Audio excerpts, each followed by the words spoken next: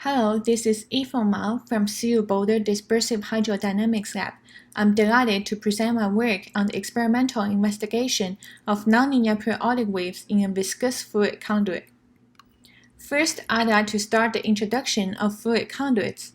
A conduit system is a flow traveling through a pipe-like conduit embedded in viscous, deformable media and form a cylindrical free interface between two viscous fluids. Interior fluid is less dense and less viscous, rising buoyantly. Here, capital A denotes the non-dimensional cross-sectional area.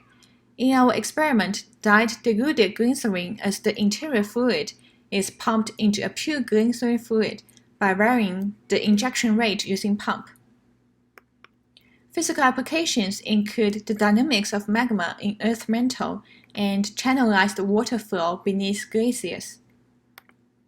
To describe viscous fluid conduit interfacial waves, conduit equation is an accurate model reduced from the Navier-Stokes equation for long wavelength and low Reynolds number. An example of small amplitude periodic waves generated in experiment is shown here. The wave can be approximated by a cosine function. By controlling the input frequency omega and amplitude A at the boundary, linear periodic waves with different profiles are generated. The experimental data has a good agreement with one branch of the theoretical linear dispersion relation. However, there's a critical point at omega equals 1 such that if we go beyond that point, wave number becomes a complex value.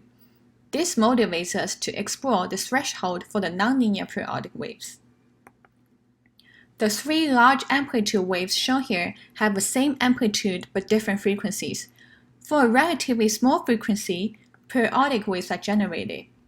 But by increasing the input frequency omega, a decay in amplitudes can be observed.